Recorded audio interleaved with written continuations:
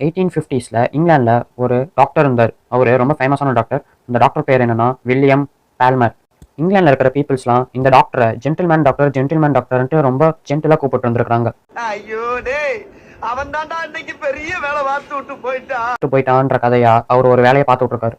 வாங்க என்னன்றது வீடியோக்குள்ள பார்க்கலாம். ஒரு டாக்டர்னாலே பொதுவா அந்த காலத்துல இருந்து இந்த காலம் வரைக்கும் நல்லா சம்பாதிப்பாங்கன்னு தான் சொல்லுவாங்க. இந்த டாக்டர் நல்லா தான் சம்பாதிச்சிட்டு இருந்திருக்காரு. இவரோட மெடிக்கல் டொமைன் என்னன்னா பிசிஷியன், அதாவது எலும்பு முறிவு, கால் முறிவு இந்த மாதிரி வரவங்களை சரிப்படுத்தி அனுப்புறது தான் இவரோட வேலை. இந்த இதெல்லாம் நல்லா தான் சம்பாதிச்சிட்டு இருந்திருக்காரு. ஆனா இந்த சம்பாதிச்ச காசு எல்லாத்தையும் இவர் என்ன பண்றாருன்னா ஒரு கேம்லிங்ல போடுறாரு. என்ன கேம்லிங்னா ஹார்ஸ் ரைடிங். அந்த காலத்துல குதிரைகளுக்கு பந்தய கட்டுற மாதிரி இந்த குதிரை தான் ஜெயிக்கும் அப்படின்னு பந்தயம் கட்டுவாங்க. இந்த காலத்தையா அதெல்லாம் இருக்குது. அந்த காலத்துல இவர் கட்டி இருந்த மொத்த காசையும் தொலைச்சாரு.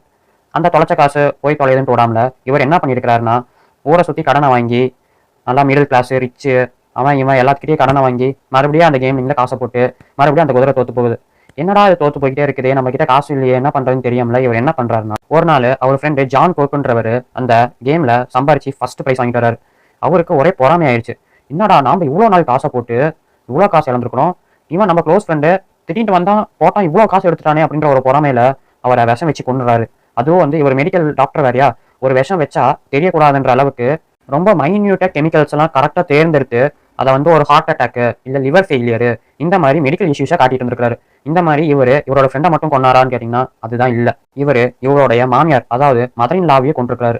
எதுக்குன்னா அவங்க கிட்டே ரொம்ப காசு இருந்திருக்குது. அவங்கள டார்கெட் பண்ணி அவங்களுக்கு இந்த மாதிரி ஒரு நோய் வந்துச்சுன்ட்டு வித்தின் 2-3 டேஸ்லேயே ஒரு பாய்சனை கொடுத்து அவங்களே கொண்டுறாங்க. சரி மாமியாரா தான் கொண்டா கொடுன்ட்டு அடுத்து அவரோட பொண்டாட்டியும் கொள்றாரு. எப்படின்னா அவரோட பொண்டாட்டிக்கு தனியா ஒரு விஷம் வைக்கிறாரு. இவர் விட்ட விஷத்துல PhD முடிச்சுவார் போல இருக்கு. அந்த அளவுக்கு புதுசா விஷத்தை கண்டுபிடிச்சி ஒருத்தர் மேலேயும் வச்சு டெஸ்டிங் பண்ணி அவங்களோட காசெல்லாம் எடுத்துக்காரு. சரி இவங்களோட பொண்டாட்டிக்கு அதெல்லாம் என்ன நடந்ததுன்னு பார்ப்போம். இவங்களோட ஒய்ஃப் கிட்ட நிறைய ஹெல்த் இன்சூரன்ஸ் காசெல்லாம் இருந்திருக்கு. சரி ஹெல்த் ஏதாவது ஆனாதானே இந்த ஹெல்த் இன்சூரன்ஸ் காசு எடுக்க முடியும்ட்டு இந்த ஒய்ஃபுக்கு ஸ்லோ பாய்சனை கொடுத்து அவங்கள கொன்றாரு. இவர் கொன்னதுக்கு அப்புறமேட்டு மறுபடியும் அந்த காசை எடுத்துட்டு போய் அந்த கேம்லிங்ல போட்டு மறுபடியும் தோத்து போறாரு. நெக்ஸ்ட் இதோட நிறுத்தினாரா இல்ல, மறுபடியும் இவரோட தம்பியே கொள்றாரு.